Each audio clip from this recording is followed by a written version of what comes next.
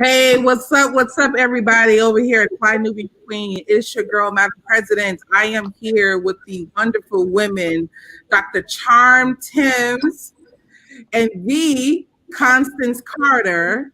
And, I know everybody is coming on a holiday, coming down from a holiday high, going into the new year. So a lot of people are organizing and getting prepared for the new year. But before we just get too far into 2021, we just discovered some very, very heartbreaking news. Some very heartbreaking news for a woman named Dr. Susan Moore. She basically, I'm gonna let you guys come into the room, come into the chat. I'm sorry, sometimes I just move a little quickly.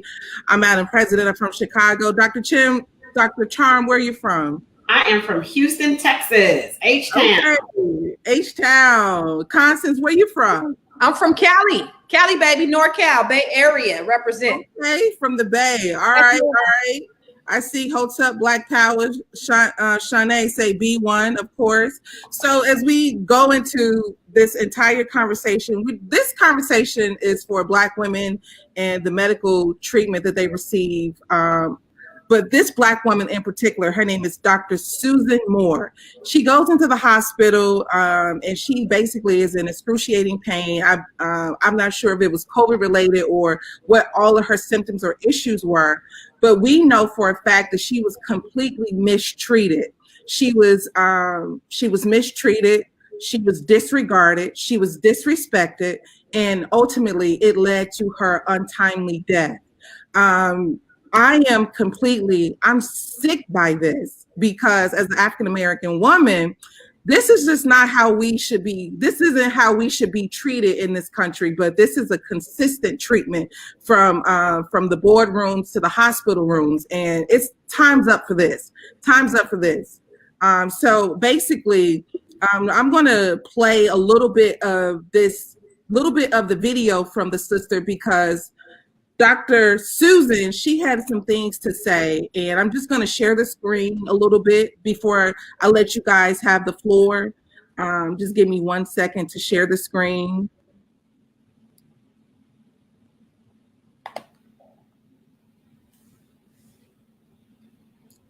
Can you guys see it? Mm-hmm. Okay.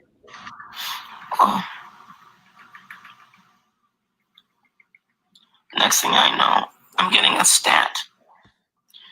See, wanting. There's not much I can do.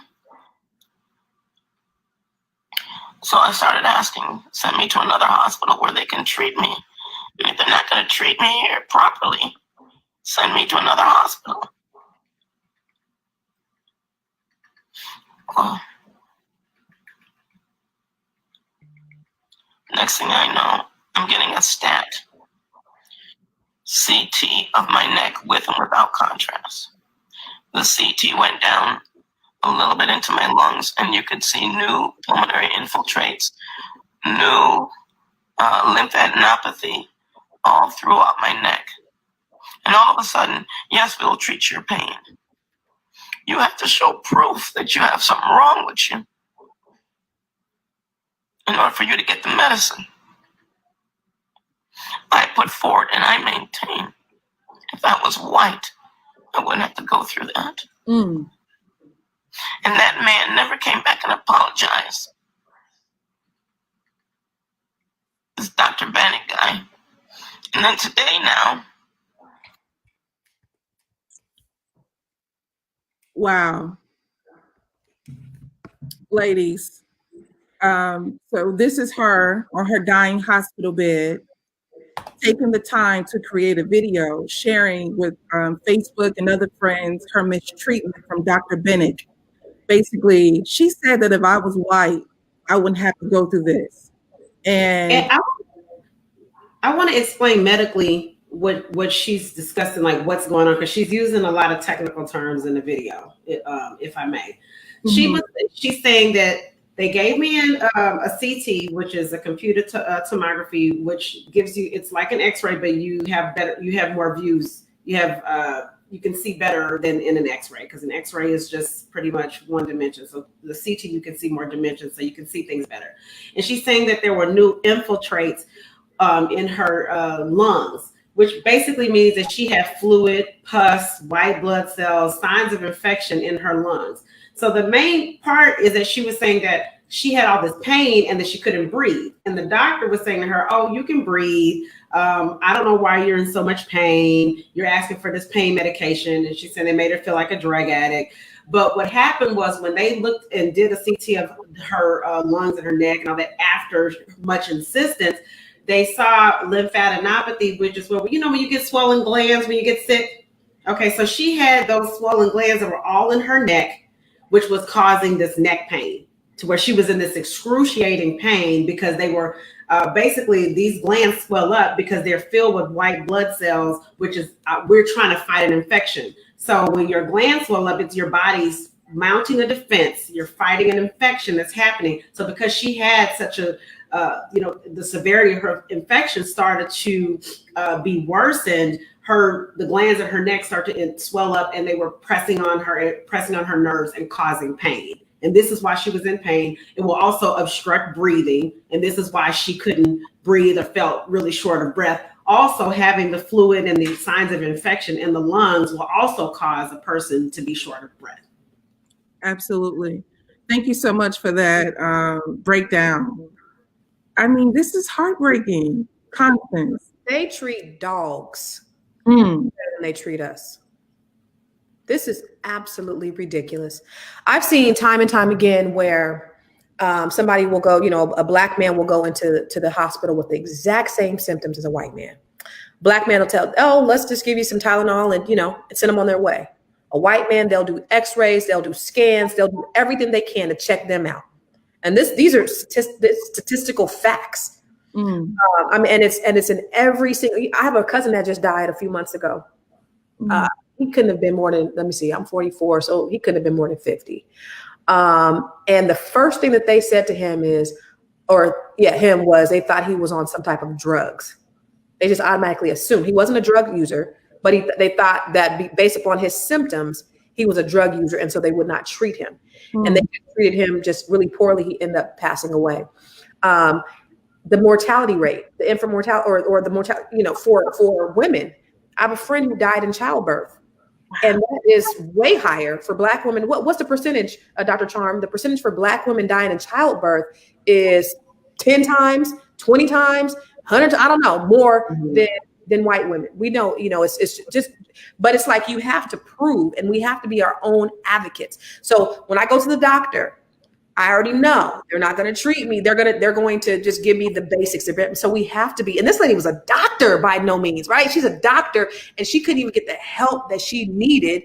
Imagine for a person like us who don't really know, and we're just going for, we're just taking what the doctor says, and we just go about our way. And so many of us have died because of that. And it's heartbreaking. And I just sat here and I cringed, Dr. Chom, when you were explaining what was going on with her, because she had to be in excruciating pain to be dealing with that. And they're telling her, no, you're not in pain. You're not in pain. They think we're users. They think you could take the pain. There's a statistic that basically showed that doctors, when you think of doctors, you think of intelligent people. You think people who have just basically just a higher intellectual ability than a normal mind, right? You're thinking this person is a doctor. They know things that other people don't know. But I'm surprised when I think about statistics. Doctors have shown that doctors believe at maybe 70% of the doctors who just test out of med school, if not higher, believe that Black people can tolerate higher pain than white people. This is statistics, people. That means that people who have graduated with a MD about to go out into the world are that ignorant. Can I make they treat dogs better than they treat Black people? Well, yeah, there was a 2016 study that surveyed white medical students, and they still had the difference in the feeling and expression of pain between Black people and white people. And then there's other research studies that show when Black people present to an ER with pain, they're going to be given less pain options for pain management than a white person. And this goes into implicit bias, the stereotype of the drug-seeking behavior, the media, the television, the movies and things that paint Black people as drug abusers, drug addicts, drug dealers, drug sellers, when actually the research shows the group that is most likely to do hard drugs, not marijuana, but the hard drugs, the pills and the cocaine and these kind of things are white people actually. And so of all the races, Black people, it's more with marijuana or something, and which has become legal in many states now. But the hard drugs statistically are white Americans. Also, you look at the opioid crisis versus the crack cocaine crisis. I mean, crack cocaine crisis, in the 80s, the general public opinion was to just throw everyone in jail, and their crack babies and crack mothers and crack dens, and just throw everyone in jail. And now we have the fallout now with the election and the mass incarceration, why Joe Biden missed out on a lot of on quite a few votes because of him being the architect of mass incarceration. And now, but now you have the opiate crisis, and it's, we have compassionate care for you. And I'll go in Whole Foods and see needle bins where the suburban white people can drop their needles off and put those into the needle bin. And the opiate crisis gets some help for that, and they've gotten congressional dollars for treatment, and which they didn't show that to Black people who were going through crack. So this all plays into this implicit bias that happens when someone presents to a doctor's office. But 9 times out of 10, the drug-seeking, opiate-seeking behavior, who are addicted, who are on pills, maybe got addicted in the doctor's office and maybe have graduated to heroin, is not our people statistically. Absolutely. So Dr. Carr, what do we do? So, because, how do we fight this? Well, we know that Black people are less likely to, we have more health challenges because we're less likely to go to the doctor because of, medical insurance and things like that. A lot of times we're not as educated. We have the lower income medical. Like, how do we advocate for ourselves when we go to the doctor and they tell us we ain't in pain? Well, one thing is that these infant mortality rates for Black women, it's regardless of socioeconomic and educational status, which is really damning. Look at what happened with Serena Williams. She said Serena Williams had blood clots in her lungs, which are known as pulmonary embolisms. It was this is years before her pregnancy. She was prone to those. They put her on medication. I think she went on a vegan diet and hired a vegan chef to year round with her because of these blood clots. And when she was in labor, she said she had the feeling like she did when the blood clots. From the symptoms, because it will cause shortness of breath and other symptoms. And she told the doctors, I think I'm experiencing these blood clots in my lungs. And they were dismissive of her, and she had to insist. And when they checked, she had the same thing. This is a woman with gazillions of dollars. And not only that, but the notoriety and fame and goodwill and spokespersons for this and that.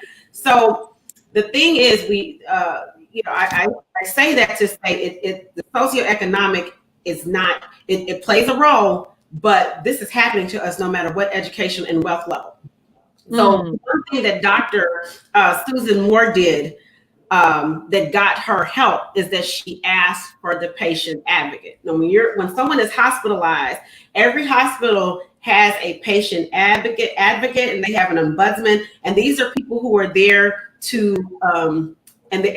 every institution has a designated patient advocate, and they're to take any kind of complaints, anything where a patient feels that they've been mistreated, they're not getting adequate treatment. And that's one thing that she did, was she complained to the patient advocate, and then that person legally, they have to intervene because this is something that the hospitals and things, this is covered by the Department of Health in every state. That oversees the running of hospitals, and JCO, the Joint Commission, who gives hospitals their certification. So they get, they survey not only hospitals, but nursing homes. So even if you have a parent, for people who have a parent who they're concerned about COVID in a nursing home, and they feel like they might not be getting adequate treatment, each nursing home also has a patient advocate. So she asked for that patient advocate. She complained. And as a result of that, that's when she started to get better care. And so people need to know their legal rights in that aspect. Also, if it's your family doctor's office, you have a right to have copies of your medical records. That's your right as a patient. And a lot of times, if your doctor says, well, I don't want to order that, or I don't want to do that, then you need to say to them, please document that in my chart that you're refusing to do this. Because see, if they document it in the chart, then that's a legal document. And so they're held accountable for that. It's not your word against theirs. It's in the chart. It's a legal record. It can be brought up in court. And that's when you start to hear people change tunes. Well, maybe I should order this test. Or maybe and the other thing I think is really important. I mean, once it gets to the hospital level, we don't really have control over who's seeing us. But this is the critical role that Black doctors, having a Black doctor and having someone who looks like you providing your care is really important, because we have ingrained sensitivity that doesn't have to be taught. We don't have to go through implicit bias or racial sensitivity, because we've experienced that in our lives. And so having a Black doctor and doctors who look like you, it's really, really important. Other groups, they go, I worked with the Hispanic community for a very, very long time in Arizona, and that community was very, very adamant about seeing doctors who spoke their language. I'm completely Spanish speaking, but the clinic that I worked with, the doctors were, the medical director was Hispanic. She spoke Spanish. She had Spanish speaking staff.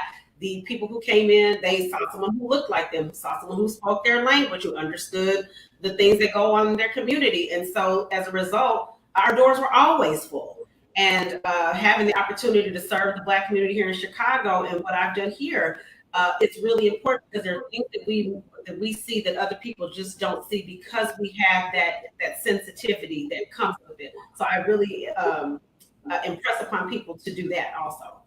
Absolutely. Thank you so much. I want to do some housekeeping. Right now, you're just getting into the room. We're just talking about the mistreatment of Black women in healthcare, and how we lost the Dr. Susan Moore recently to basically racism and lack of, care for her. And Dr. Trom has just given us some really good information on how to basically things on asking for the patient advocate. But I want you to text the word Queens right now to 31996. This kind of information or this kind of chat is constant in this community. This is a space for melanated men and women 24/7. So text the word Queens to 31996. And I just want to get back to what Dr. Charm was saying. Basically, what you were basically saying is like the overall well-being of Black women. When we are in the hospital, when we are doctors, when we understand our resources, asking for an advocate, for patient advocate, which I'm just now learning this. I have never in my life knew that you can have ask for a patient advocate. While we're on the medical topic, I'm here in Atlanta. I don't have health complications too often, other than I need to stay away from sugar, and work out more. But I will say that a few years ago, I went to the hospital because I had a burning sensation in my stomach. And it was painful. I couldn't work. I basically was at work and I couldn't even stand up straight. And like I said, I'm not a sickly person. So for me, that was very uncomfortable. I was in a lot of pain. I went to the ER. I went to the ER 3 times. Okay. 3 times. The first time I went to the ER, the doctor informed me that, hey, we're just going to give you some pain medicine. And I said, okay, the pain medicine did nothing for me. I went home. I was in complete pain. Okay. I called a friend who works in the medical field. I said, I am in excruciating pain. I am not I need more than what's being provided to me. She told me, she's a nurse. She said, I want you to go to the same ER. Don't go to another one. Go to the same ER. They have got to treat you and see what's going on. I went there a second time.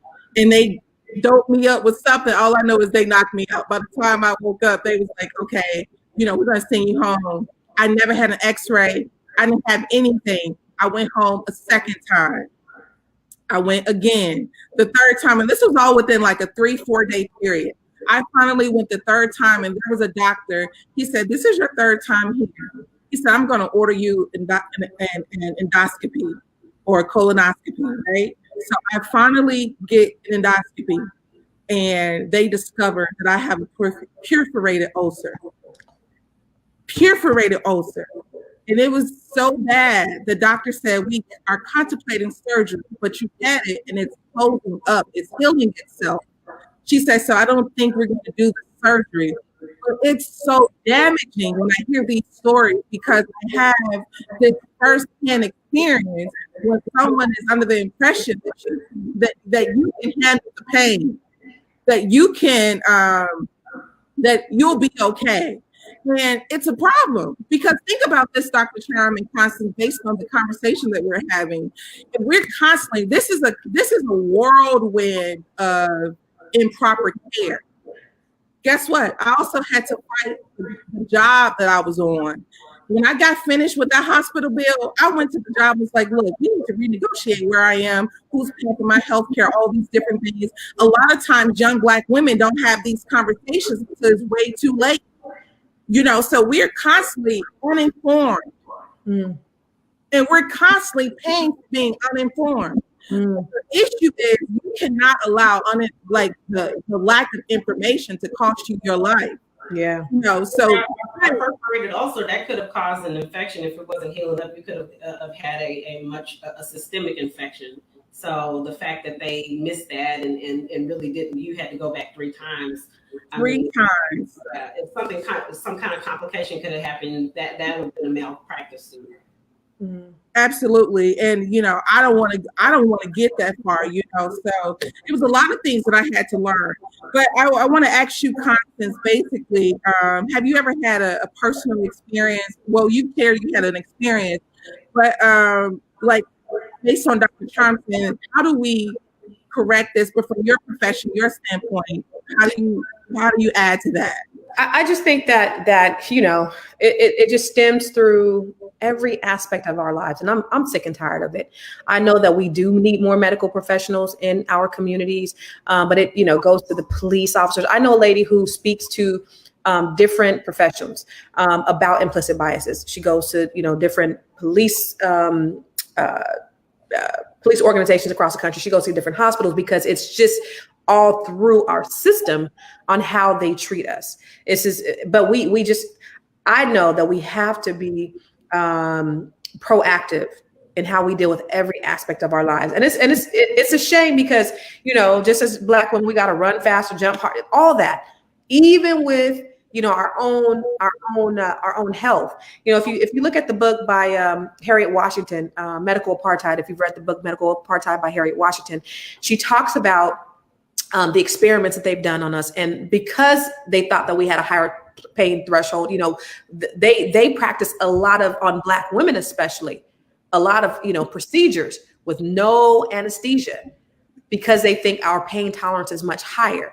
The Tuskegee experiments, it didn't just stop there, but they've used us as what do you call those? The mice. They use us as that since colonization, since we were brought over here, and it hasn't stopped. And it's been formed inside what they think of us. And, I just say, that's why I asked Dr. Charm, what can we do? And I'm glad that you said that we have to ask for an advocate because most people don't know about the advocates. I kind of heard, but now I really, really understand. But for me, it's okay, what else can we do to educate ourselves? Because it's not just enough for us to complain about it, just to know that it exists and just, let's be keyboard warriors and just talk about it all the time. What can we do to really effectuate change so that this stops happening? I think we need to get politically involved too. I was at one of our local community hospitals, and with the COVID relief bill, we have a bill that's being signed today.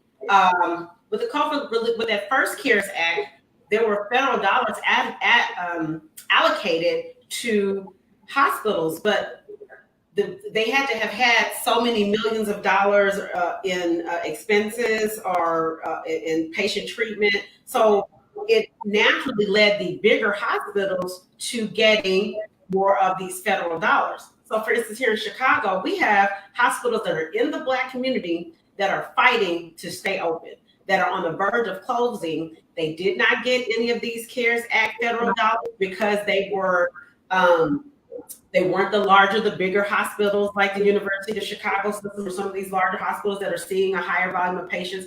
That act could have been written in a different way to have protections in there for the smaller community hospitals, because these smaller community hospitals that are in the Black community or in the Hispanic community, they tend to have people that are from that community working there, who understand the needs of that community, who are able to address the needs of that community. And so, for instance, one of the hospitals here in Chicago, they had extra operating expenses due to COVID, because they had to buy PPE or personal protective equipment, the gloves and the masks and things for the doctors and nurses. So they had over $600,000 more in expenses that they normally would because of COVID, but they got none of those federal dollars that were mentioned in that CARES Act, even though there's on the West Side serving the Black community.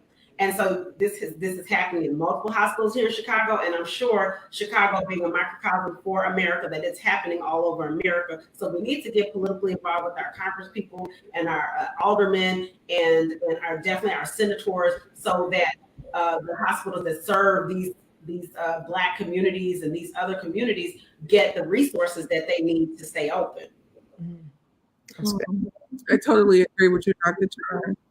I'm going to go to closing remarks on this, because I believe a lot of information has been properly given. I don't know how much more, I could give, or Constance, do you have any more information that you can give on this particular topic? Dr. Charm, I'm sure you're full of information in general. Well, I wanted to add that, the thing that she was fighting with this doctor over getting remdesivir, which is an antiviral that's given to people who are in the hospital, who are hospitalized for COVID, but they are not on a ventilator yet, so they can still fight it. And he was like, oh, no, you don't need that. And he was giving her all kind of pushback. But then when I looked at her medical history, this woman has a condition called sarcoidosis. And Bernie Mac actually had that, and that contributed to his death. It's an autoimmune condition, which is where the body's attacking itself, to where they're these what we call granulomas. So they're balls that are formed in the lungs and other parts of the body, but it specifically attacks the lungs. So if you have a person, so basically she had a big risk factor for not surviving COVID, having this sarcoidosis. So for her to have to fight this doctor to get an antiviral when she's not a healthy person coming in with COVID, she's a person with a compromised immune system with a condition that would make her more susceptible to a mortality from COVID, to have to fight him, I thought as a physician was ludicrous. And on a personal note, I have had to file complaints against ambulance companies, doctors, regarding patient mistreatment of my patients, and then even in personal situations. And a lot of times when they see that you are a Black woman or Black person of intelligence and you know what they know, for certain people, in some cases I've been, oh, you're a doctor, let's give you some professional courtesy and let's give you extra care. But in some cases, when you have people who have these type of biases, they feel threatened by that. And I say that maybe this doctor felt threatened by someone questioning his medical abilities and questioning his treatment choices. And to see that with someone that looked like her, I can't say what's in this man's heart, but I know the experiences that I have had. And it is unfortunate to have to, and it's so hurtful, because you dedicate your life to treating people. You dedicate your life to putting other people's health before your own, putting other people's needs before your own. And when you're in a situation where you need help, to have someone treat you that way, who knows what it's like to what you go through. I think I felt her hurt. I felt her pain. And I really pray for justice on behalf of her and her family for how she was treated. That's what I was going to ask. Do we know if anything has happened to him? I know it's all really very new, or is there anything that we can do to ensure that he's held accountable? I'll be right to that hospital. I know the hospital says they're investigating it, and I don't know what the activism community is doing, but they're saying that it's being investigated. But I'm sure that her family is probably going to take legal action. Yeah, I think that's where we need to keep our ear to the ground and ensuring that this doctor is held accountable. So just, just kind of keeping up on that, make some phone calls to the hospital, bombard them with letters, do all of those things to ensure, because they don't want that smoke. They don't want a bunch of people calling. They don't want a bunch of letters. They don't want all the controversy. So I was going to say that I'm going to add where I'm going to see if there are any petitions that's going on. If there are any petitions, I'm going to add it to the context of the video on the about part as it get distributed all over. And I want to know something too. Do you guys think, and I'll start with you, Constance, do you think this was poor judgment or racism? Both. It's flat out, because I think a lot of these implicit biases are based in racism, and both. Dr. Charm, do you feel the same? Both, but he has had someone. I saw one article where people looked at some of his patient reviews, and there had been other patients that had complained about some of his behavior. Absolutely. So you people who have these type of behaviors and these incidences, this isn't the first time. This isn't the first time. Yeah, it's not the first time. Mm-hmm. Also, too, like for example, if there are statistics that shows that a doctor predominantly white doctors who's graduated out of medical school, if they believe that Black people can endure pain higher than white people, in my opinion, they're not ready for graduation. Right. They're not ready for graduation. So how can we fix that issue, right? We're teaching that in school. Why aren't they teaching that in school? Oh no, they're teaching in school. The first oath of med that we take as doctors is first do no harm. And when you go to the hospital, that's one of the main things you see around the hospital is you have a right to pain management. If your pain is not being managed, please let someone know. I've seen that many times going into a hospital. And so it's unfortunate when she's gotten to the hospital, what has happened to her. One thing we want to do, especially with this corona, is on prevention. They have done the studies on vitamin D that show that the people who have the higher mortality from COVID have low vitamin D levels. So everybody get your vitamin D levels checked, especially because we're darker skinned. We need more sunlight to be able to get vitamin D. Most people have a vitamin D deficiency. When I was practicing medicine in Arizona, 95% of the people had a vitamin D deficiency in a place where we have year-round sun. So most people at this time. Dr. Charm. Dr. Charm. So tell us, that way everybody can know, what are some things that they can do, just whether they know or not that they have a vitamin D deficiency. What are some things that they could take? Vitamin D supplements, that's the main thing. Also, the cod liver oil and the oily fish is where you get it in the diet. But at this point, when we're dealing with a pandemic, I think everybody should get their levels checked and make sure that they're at optimal levels. And if they're not at optimal levels, go ahead and start taking a vitamin D supplement because it will contribute to the flu. Like you're more susceptible to it regulates over 2,000 processes in the body. It will contribute. They're showing it in severity of asthma, influenza, and now COVID. So vitamin D, the research on that really blew open probably about 15 years ago. And people really just really, especially Black people, need to be getting their levels checked. And then just making sure you have immune support, because if we can prevent it to where we're not getting to the point where we need to be hospitalized, then that will make all of the difference. And, the vaccine is out and everything. What if someone said, what is optimal levels? It depends on what your labs say, but most labs, if you're at like 30 or below, that's going to be like you have a deficiency. But it depends on the reference range, which is because there's different labs and they have different ranges. So you have to go to your doctor and say, okay, is this in an optimal range? And they'll let you know. But if it's low, you need to be on supplement to get it up. And then just also for maintenance. But also, if we can get to the prevention, they're talking about the vaccine. The vaccine is still, they're saying it has a 95% efficacy, but there are people who are concerned about the side effects. People are concerned about having risk factors to not get the vaccine, or just not trusting it. Black people have a lot of distrust because of what happened with Tuskegee. So I'm not here to say don't take the vaccine or take it, but what I will say is that having a healthy immune system and having a decrease in risk factors in a healthy diet will, for any infectious disease or any disease that hits you, you'll have a better outcome if you have a healthy immune system. What about zinc? Zinc, vitamin D, vitamin C, vitamin A. These are all the kind of the immune system herbs, supplements. When at the height of COVID, at the height of the lockdown, March, April, you could not find this stuff in the stores. You couldn't find, I remember I had to go to Walmart and get vitamin C when I usually can get it through a doctor's warehouse. Couldn't find anything, couldn't get anything. I mean, it was so bad because people know that they need immune support. The people who are in the know to get that immune support, and you couldn't even find anything. So Dr. Charm, what do you see? I'm sorry for asking, but I'm just curious. In terms of what's going on with COVID, you know, the levels are increasing. Where do you see this going? Do you see it going down? What's going to happen? Like what direction are we going?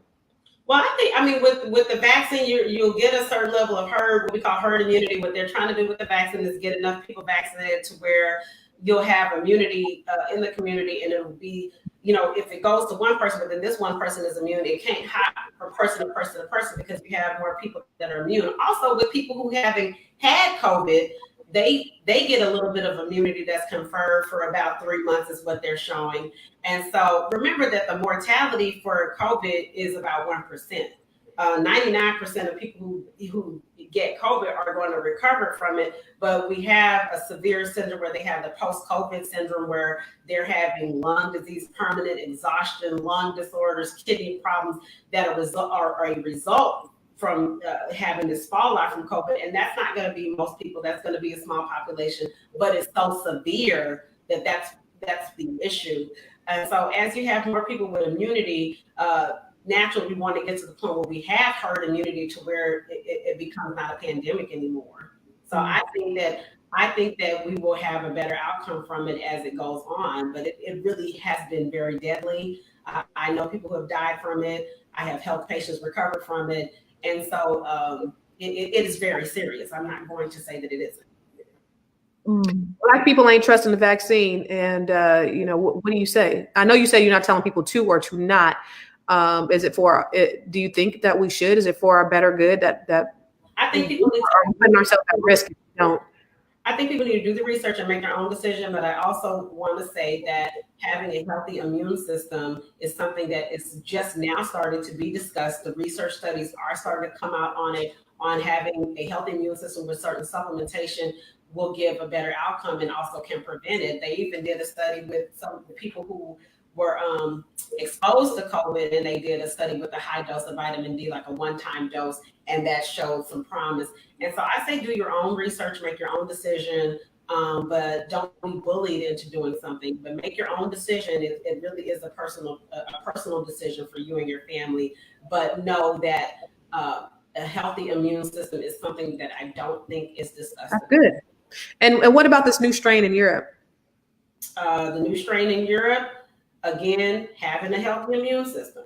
I mean, diseases are going to mutate. I mean, they've now said because of the so many people being on antibiotics from COVID, it's causing a super strain of gonorrhea, of antibiotic resistant gonorrhea. And so, and COVID and gonorrhea have nothing to do with one another, but it's just because if you have more people that are on antibiotics in the society, then when you get another disease, that disease can mutate and be resistant to these antibiotics.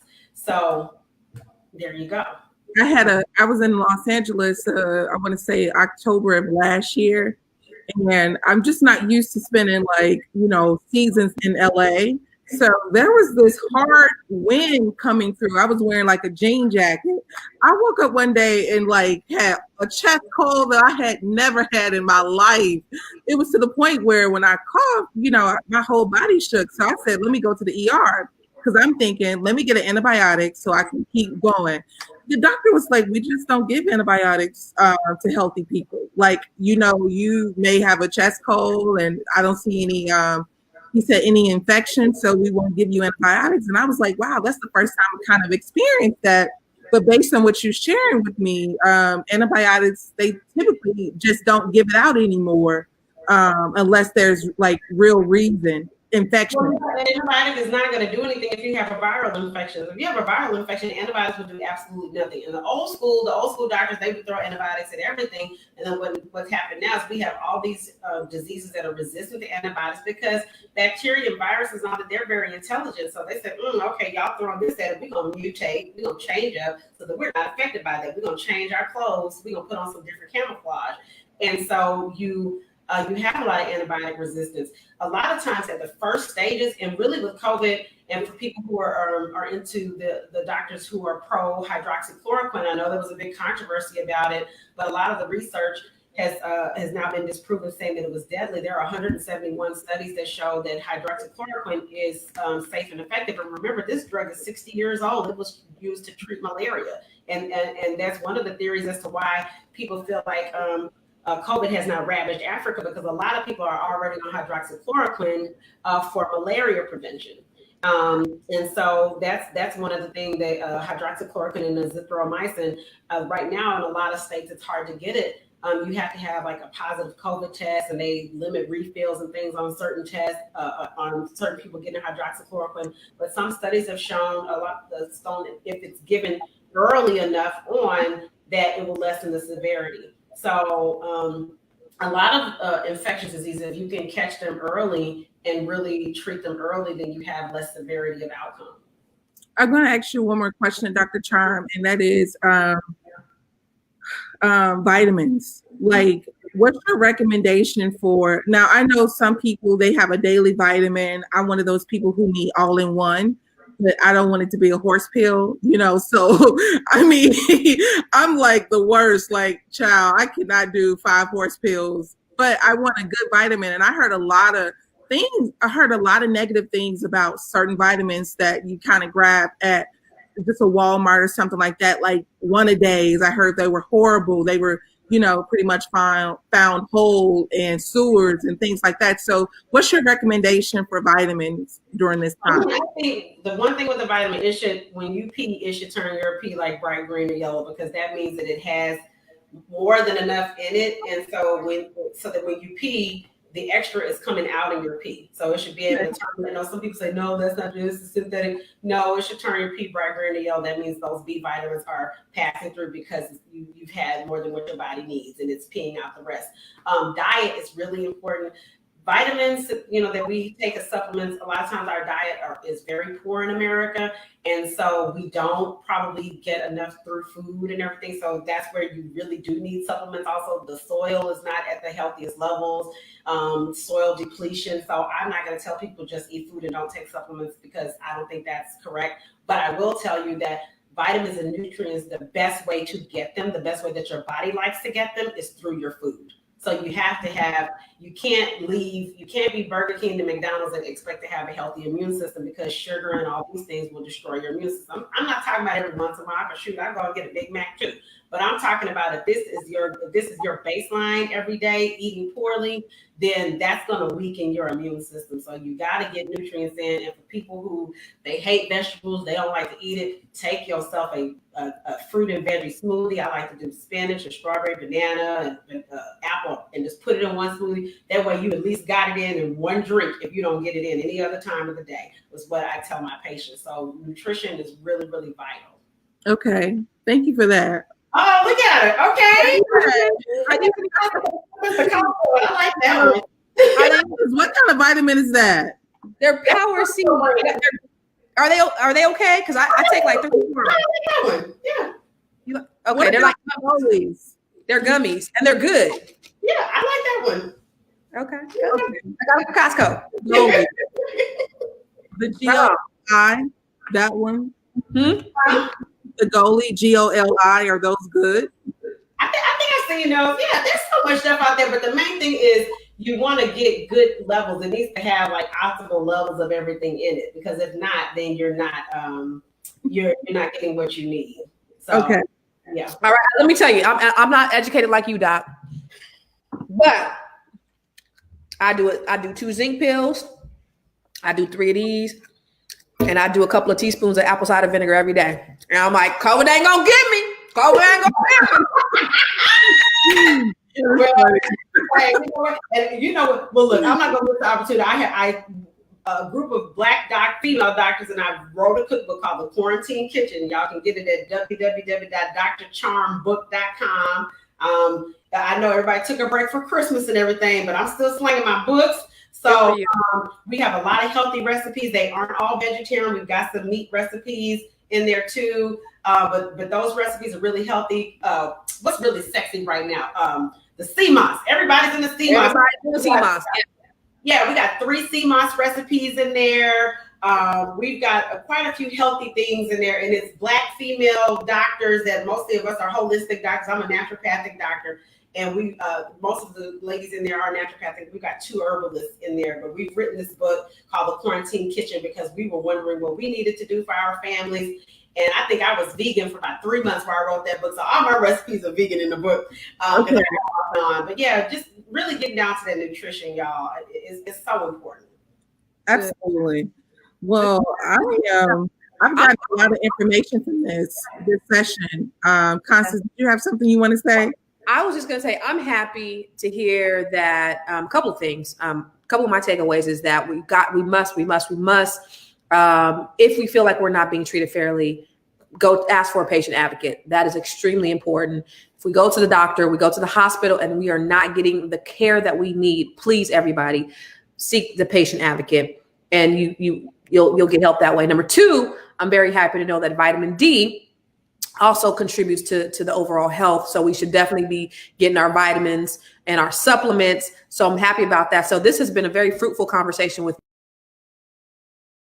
you. Said a whole lot of good stuff, Dr. Charm. You hella smart. I'm just in the Bay Area, so I don't know that much, but you're hella smart.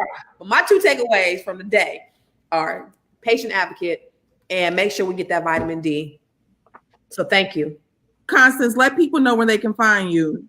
Yes, nobody works harder than Constance Carter. And I'm on every night, Fly Nubian Queen TV at 6 p.m. Pacific, 9 p.m. Eastern. I'm trying to build my tribe. I know everybody be asleep. They don't be trying to get on. But I be on there talking about some good stuff. I'm going to talk about, something that's going to motivate you, something that's going to inspire you. I'm going to talk about Black love and unity. I'm talking about all the things that really affect our community in a positive way. I'm not going to talk about nothing that's going to, I don't do the shocking stuff. I just want to help inspire and enlighten folks so that they can live their best lives. So tune in every night, tonight included, 6 p.m. Pacific, 9 p.m. Eastern, 8 Central. Absolutely. And of course, I'm Madam President, always with the Z. It's always a pleasure to see you guys. I love to see my sisters over here. Thank you, Dr. Charm, for your knowledge, your insight. Thank you, Constance, for your knowledge and insight. And I love hanging out with y'all. And make sure you guys Fly Nubian Queen, TV.com. Of course, text the word Queens to 31996 and sign up and go to Fly Nubian Money. Get your bag up. 2021 is around the corner. And of course, I'm wishing everybody a lot of peace and love. And I don't see you guys before the new year. Happy New Year, and catch us next time.